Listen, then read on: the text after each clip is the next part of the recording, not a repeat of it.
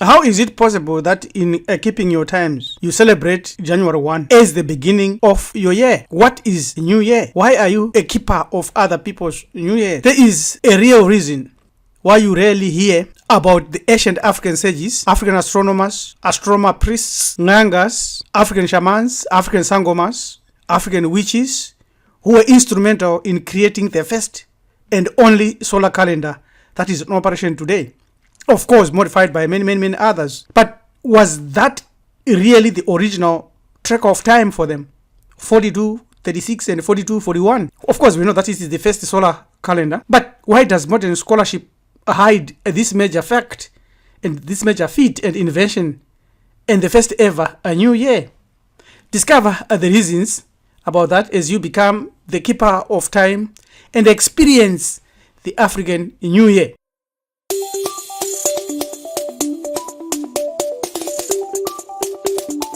Modern scholarship fail to reveal who first invented the new year. They do not want you to understand a number of factors. They do not want you to celebrate and accept that the genius of black people, our African ancestors, was the inventor of the most important concepts still dominant in today's human consciousness. Time, the first time and the origin of time. As a keeper of time, you need to experience this African New Year through what we know as ZEPITEPI and the astronomy of space. ZEPITEPI is a term originating from ancient African mythology and spirituality, which translates to first time or first occasion. It refers to explanations and theories and demonstration of that period that marks the creation of the world and the universe and matter and spirit and beings, and establishes the order that we know came from the waters of Nyunyu, and that humans and the divinities harmoniously existed together on the earth in what is known as the Golden Age. But the keepers of time are aware also of another fact, that any religion, any spirituality, any movement that built anything and said this is for God is actually proving to all that look at it that surely they worship a deity, because the unknowable one needs no temple, needs no church, needs no mosque, needs no synagogue. The real one dwells beyond what the human mind can think of. So this is the first thing that the keepers of time who experience the African New Year will demonstrate and understand. And they will also understand the role of the gods and the heliacal rising of Sirius and the 5 sacred epagomenal days that builds up the end of the African New Year and the beginning of the African New Year. Therefore, the African New Year is both a spiritual and animistic packed event celebrating the life symbolized by the flooding of river of the water and the waters of Nyunyu, is demonstration and symbolism of the waters that we see on the earth. Therefore, when we offer offerings to the gods, the festivities, and when we become involved in processions and dances and music and dance and feasts and the rituals, it is all aimed at ensuring our understanding and our prosperity for the year that is coming. Keepers of Time connects the African New Year with vital but lost knowledge. The knowledge of the reign of the gods, the god Ausari and other deities, symbolizing the divine rule and idealized beginnings of human civilization. Zep Tepi, as we have already indicated, is often mentioned in connection with establishment of Isintu Unu Maatic religious, political and social institutions, as well as the construction of sacred architecture such as temples and great pyramids and sacred cities. It is very important that we understand and have proof from many sources that the year begins with the flood, representing the waters of Nyunyu that gave rise and birth and the life and the renewal to everything that we know of today. And one of the key concepts and one of the key sources on the ancient African calendar describes each day as an auspicious or non-auspicious, as a lucky and unlucky day, because it depends with which gods you have invited. Same thing with the year, because we are told that in the beginning of the years, the waters of Nyunyu, the floods, gave life, because that's where the gods emerged and came from. The Keepers of Time teaches any who desires to experience the African New Year to follow the times prior to the invention of the solar calendar, but as set by the sun, stars, and nature before 4236 or 4241. This is when our ancestors observed the stars' Sothic cycle associated with ancestral resurrection and their transformation into a deity or a god or an aku or a star. In isiZulu, the star Sirius is referred to as Intwane or Intwentle, which translates to beautiful star or the bright one. In Tswana, the same star is called Naled Yampaga, meaning the star of the cat, a reference to its brightness. In Lesotho and South Africa and Zimbabwe, this star is called Naledi Kanyang, which means the bright star. In Zimbabwe and in Mozambique and Malawi and Zambia, this star is sometimes called Nyamatsatse, which means the one who shines the brightest or the leader of the stars. In the Yoruba, Ira Oknirin, star of the man or leader star. In the Igbo, Akpak Pando, Uku, great star or big star. Nyanyezi Yakushema, which translates as the bright star or the star that calls, indicating its prominence during the night. In creating the first calendar in or around 4241 or 4236 BCE, our ancestors already noted the inherent incompatibility of the lunar to the solar year and seasons, as well as the heavenly timekeeper, the star Nyamatsatse or Sothis or Sirius or Ikanyanda. The Bantu priest astronomers discovered that this lunar calendar would not be practical to predict the beginning of the waters of Nyunyu, the beginning of the seasons, that counts even for short and long periods, and compared to the measurements they referred to, especially when they looked at the sun and the stars, which they referred to use, as well as the civil calendar, they realized that something needs to be done. The ancient and modern keepers of time know that to fully experience African New Year, one must be aware of a number of factors. Must be aware of the role of the sun and the equinox, especially around September 22-23. The equinox marks the time when the sun crosses the celestial equator, moving southwards when day and night are almost equal in length, symbolizing balance. And then change is coming. In Africa, this is a critical turning point in the natural cycle. The connection to the movement of the stars in many traditions in Africa, according to the symbols that are given by nature and the practical implication, shows that the sun journeys southwards and signals the end of the dry season and the beginning and anticipation of the coming rains, which are essential for life, for agriculture, and for crops, and for plants, and for animals.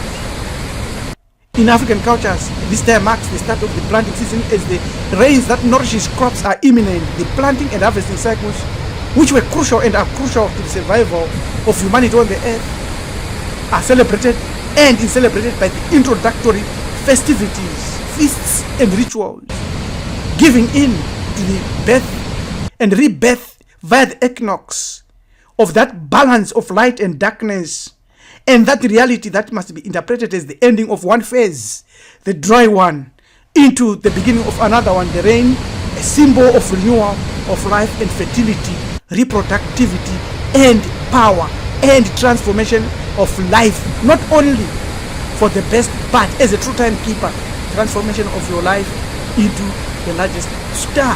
Let's look at every calendar that was copied from us by many others. Our ancestral calendar at 10-day week, and they introduced the 7-day week, which also was introduced by our ancestors in Sumer, which later became Babylon. And then we have got what they call the antediluvian calendar. It is only elementary dominant human societies that the antediluvian calendar that predates 4236, 4241 can be identified. You see, Le Bombo born, which is 35,000 years to 30,000 years BCE. Then we've got Ishango born, which is 22,000 years BCE. So our ancestors, even in those times, based on the markings on these bones, clearly and understood calendar, but based on the lunar cycle. But we know that the proof that our ancestors were already into spirituality and knew a lot of consciousness beyond human consciousness through a religion, through a spirituality, is dated to Botswana 70,000 years ago, where a sacred snake rock was carved and became the center of attraction as our ancestors interacted with the deities, with the gods, with nature, and with their own ancestors. So when we see the Jewish calendar, which starts 3761 BCE, the Mayan calendar, which starts 3113 BCE, and when we see the Roman calendar, the solar calendar, which was started by Julius Caesar, 45 BCE, as well as many other calendars, up to the Gregorian calendar is 1582 Common Era. Up to today, we realize that, oh, ladies and gentlemen, the African religion has no beginning, but all other religions have a beginning. Why should you remember and celebrate this African New Year? One, divine connection through the epagomenal days that connects the divinities for the year that has passed and for the year that is coming to the chasm and to the unknowable one. Identity and your culture.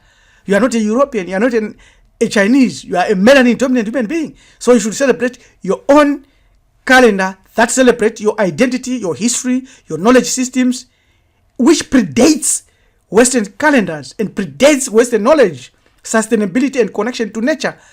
When we connect to our totems, when we connect to our animism, we are connected to the natural rhythms of the earth. And these artificial boundaries that have been put by industrial time, modern industrial acknowledgement of time and dates falls off. And through that practice, we become keepers of time and we reclaim our indigenous timekeeping knowledge systems, which helps us not to be dominated by the Gregorian calendar that promotes the idea that indigenous timekeeping were deeply rooted in primitiveness. But it is from that where astronomy, modern agriculture, and modern spirituality borrowed from. And then, of course, it helps us to build our melanin-dominant community as keepers of time and as we experience the African New Year.